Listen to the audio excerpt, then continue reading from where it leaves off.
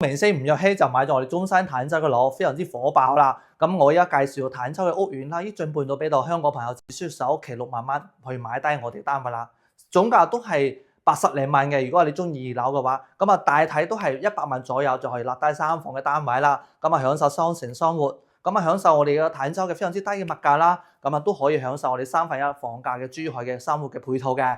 咁啊歡迎收睇中山後運頻道，我係主持人Sunny啊。咁今日來到我哋個坦洲嘅進半島啦，呢個盤喺呢個期間賣得特別火爆。今日唔臨近5/1啦，有冇香港朋友仔過呢度探探啦？咁啊依家我就介紹翻呢個單位俾到大家嘅。咁呢家所在嘅單位咧係33棟賣嘅，34棟、35棟，仲有一個我哋嘅30棟嘅。咁啊33棟嘅0203嘅單位咧係100平方嘅3房嘅，首付只需要6萬就可以上車嘅啦。咁啊03同05單位咧係我哋110方嘅單位啦，都係3房嘅，而且呢度單位咧位置係非常之好嘅，1/3嘅珠海嘅價錢就可以買低我呢個大3房啦。咁啊，我呢個單位去珠海只需要500米嘅距離就可以去到噶啦。咁啊，我哋呢個單位咧喺我哋年初都賣得非常之火爆，可以睇翻我哋一個銷售嘅進度表啦。呢個單位咧幾乎都係一下子就爆晒啦。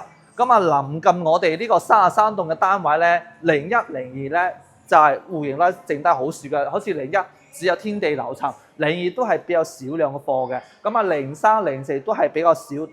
大概都唔多嘅單位嘅啦，咁啊睇翻我呢個單位咧，佢點解買得火啦？第一個佢係一個坦洲嘅樓盤，但係咧可以享受我哋雙城嘅生活，珠海嘅配套又可以俾到，咁啊我哋坦洲嘅一個性價比嘅一個生活機能又可以享受到。咁啊我呢個單位咧隔離就係我哋一個嘉景康城啦，行路10分鐘嘅就可以去到啦，隔離就係一個優越城嘅一個商圈，都非常之方便。咁啊再睇翻我呢個售樓部啦，嗱呢個就係我哋嘅售樓部。咁啊售樓部如果係佢到時賣晒嘅時候咧，會做一個我哋一個遊樂設施啦，或者係我一個公建嘅一個使用嘅。咁啊我睇翻我呢個樓盤，呢條路一個之隔，咁往呢個方向咧就係我哋一個嘉景康城，頭先介紹翻嘅可以去優越城嘅方向。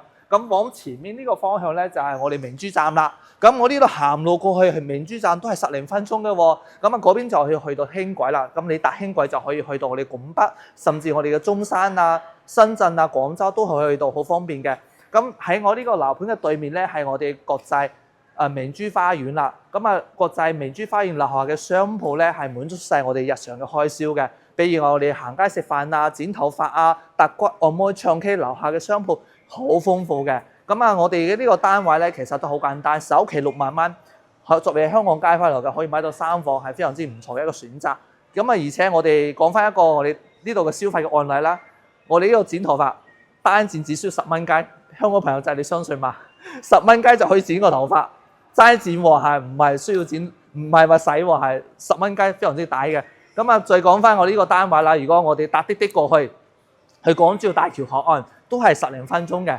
咁啊，我呢個單位咧，其實講得難聽啲就係平靚正，係啊，大件加大食，所以嘅話咁啊就跟住我哋鏡頭睇睇個屋苑係點樣嘅。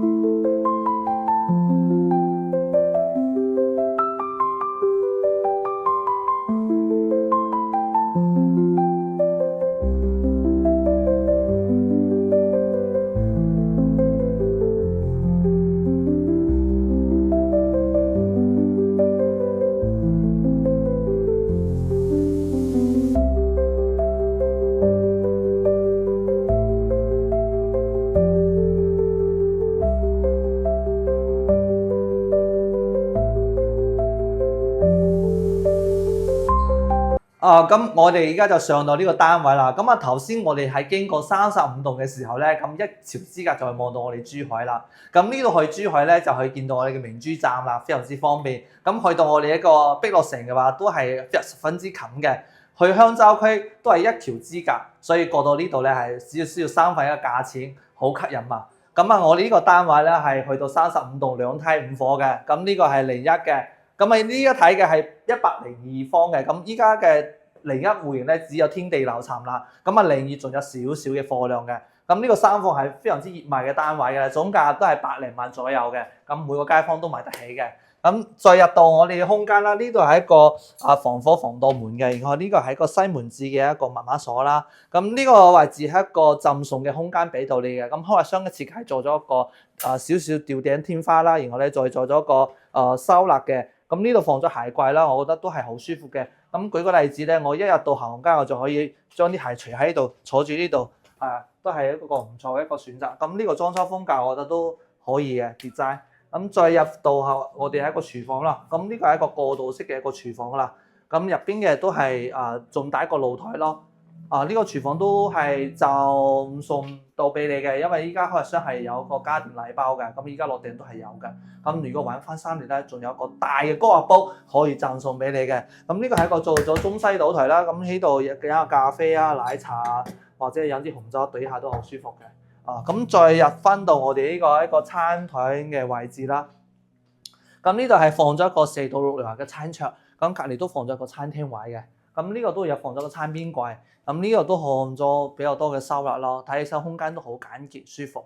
咁再延伸到我呢個客廳啦，可以顯示到嘅呢個客廳咧，佢出邊嘅露台咧係直接封晒嘅。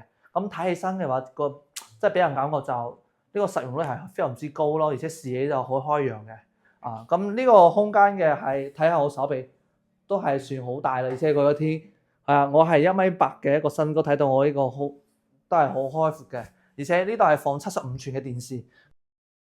咁呢度放咗一個6到8嘅一個梳化位啦。咁佢呢度係做咗一個吊頂嘅一個設計咯，睇起身都係好簡潔。呢度都放咗我哋一個板。然後咧睇翻我哋一個陽台啦，佢陽台嘅佈局咧都係封晒嘅。咁視野方面都可以睇到我出邊嘅一個景色嘅，對面就係我哋嘅依家所在嘅明珠花園啦。錦繡國際明珠花園，然後旁邊就好多食肆嘅。咁你去飲茶食街睇戲樓下都可以嘅，而且有好多剪髮都 OK 嘅。咁呢個位置咧，我建議都係買翻8樓以上嘅空間視野會比較好少少嘅。因為依個我所在嘅係一個3樓嘅單位嘅。OK， 再睇翻，因為呢個係一個傳統嘅3代住宅啦，動靜分離嘅。咁依家就睇埋我哋一個休息區啦，睇埋我哋靜區啦，動區就介紹完啦。咁睇翻我哋嘅眼連嘅係一個3進式嘅乾濕分離嘅一個洗手間嘅，都做咗一式鏡軌嘅，而且又做咗推拉。然後咧佢呢個做得都比較吉致咯，我覺得。然後再睇翻我呢個嘅一個其中嘅一間睡房嘅，咁呢度係做咗一個定制櫃嘅一個床櫃嘅設計嘅，睇起身空間都 OK 嘅。呢度都可以放到1.5米床嘅。我坐喺度。而且呢個做咗一個吊櫃嘅設計，都有個吊頂啦。咁睇起身都唔會壓迫嘅，呢間房都比較實用。再睇翻我哋另一間睡房嘅，呢間睡房可以做到3邊都坐住雙睡嘛，而且隔離就做咗個吊櫃嘅設計。而且呢個做一個飄窗，呢個都係個飄窗可以使用到嘅喎。然後呢度做咗個梳妝台嘅設計。中規中矩，好實用。好，咁就係睇翻我哋另一間主人房啦。咁主人房係一個大套間嘅，呢個都乾濕分離，都係做咗3段式嘅呢個套間。非常之實用，而且呢度都做咗個一式櫃啦。而且仲有一個非常之實用嘅一個配置咧，就開箱好細身。呢個可以俾到你嘅係嘛？你需要嘅時候你就擺喺度，唔需要嘅時候往上推，係咪好正啊？而且呢個空間都係 OK 嘅喎，你睇睇我，都足夠嘅咯。呢個位置又唔會話短手空間。再睇翻主人房咯，主人房係放咗一個1.8米嘅一個3邊落床位嘅，隔離做咗個吊櫃嘅設計。然後呢個飄窗位都係全部打晒嘅。有一個戶型係03嘅一個8.1方嘅3房南北對落雙陽台嘅單位，呢個單位都係賣得特別好嘅，而且非常之受我哋香港街坊嘅一個退休首選嘅。咁一入到房間咧，可以睇到我哋嘅廚房啦，呢度廚房都係 L 型嘅，係做比較骨緻嘅，而且入邊嘅配件都係齊晒㗎啦。咁可以睇到我呢個星盤啦，佢都做得而且係大明窗嘅。呢個係非常之 OK 嘅，而且佢呢個擺設啦都係實用。好，咁再睇翻我哋呢個位置咧，呢個係個玄關位啦，呢度都做咗好多嘅收納。呢度做咗鞋櫃啊，仲有玄關櫃啊，呢度仲有擺設啊，擺啲靚酒啊，都可以擺喺度，係啊，非常之唔錯啊！呢度都做到一個裝飾啦，係啊，佢呢度係封咗個吊頂嘅。咁啊，再睇翻我哋一個餐橫廳嘅，呢個係個睡廳嘅佈局啊。睇翻呢個客廳啦，哇！呢個空間都係去到3.8米左右嘅，咁啊呢個層高都去到3米嘅。咁呢個係做咗個電視櫃嘅。然後咧，我哋呢度係飄窗位都係打好晒俾你噶啦。咁呢度放咗一個茶台喺度噶，咁可以望到我哋出邊嘅一個遠景啦。咁啊睇翻呢個遠景，依家我哋所在3樓單位可以打個景啦。依家係下晝嘅5點零鐘可以見到嗰啲遠景啊，哇，好靚啊！見到嘛？呢個係35棟嘅單位啦，今年就收樓。咁我而家所以就係33棟嘅，再提醒翻，係而家貨量都係特別少嘅，首期6萬蚊，係啊。而且呢度位置都放咗啲綠植喺度。睇起身好溫馨，係放咗4到6人嘅餐桌。咁佢呢個後邊都放咗個冰箱位嘅，雙開門嘅冰箱嘅，都係做咗一個展示俾到你嘅。咁呢個係一個櫃啦，冰箱櫃啦。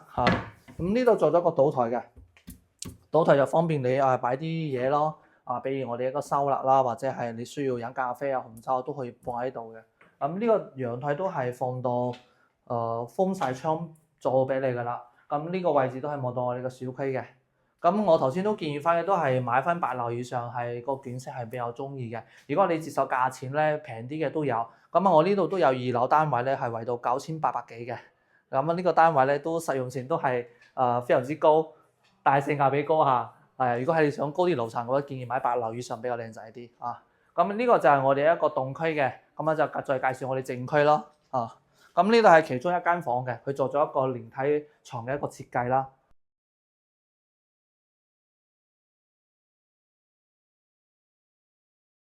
60公分或者係40到60公分嘅衣櫃放喺度嘅。OK，咁呢度係其中一間房啦。咁睇埋我呢一個洗手間啦，呢個都係做咗個3段式嘅乾濕分離嘅洗手間嘅，同我哋頭先睇嗰190方嘅冇咩區別，都係比較中規中矩嘅。再睇翻我哋另一間睡房嘅，佢呢度都做咗個3邊落床嘅，咁隔離都係做咗個吊櫃嘅一個使用啦。咁我哋呢個位置係飄窗位都係做晒俾你噶啦。咁呢個出邊嘅景色都係睇翻我哋一個小區嘅。咁呢個都可以放電視啦。然後呢間屋嘅都係透光線都係比較之唔錯嘅。咁再睇翻我哋嘅主人房啦。咁呢個主人房都放咗個 king size 嘅大床。而且我哋嘅飄窗都係做好晒俾你噶啦，咁呢度出邊嘅景色都係望到我哋一個小區嘅一個遠景嘅，咁望翻出邊嘅樓區其實都係好開闊、好開揚嘅。咁再睇翻我哋呢個大套間啦，咁入邊係入嘅時間咧，咁呢度咧係做咗我哋一個衣櫃嘅一個使用啦，可以放好多嘢啦。咁再睇翻我哋一個3段式嘅洗手間啦，而且係明窗嘅，呢度放咗一色櫃俾到你嘅鏡櫃。而且我呢個位置都係唔錯喎，而且個空間 OK 喎，都係做到我依家1.8米嘅一個深高。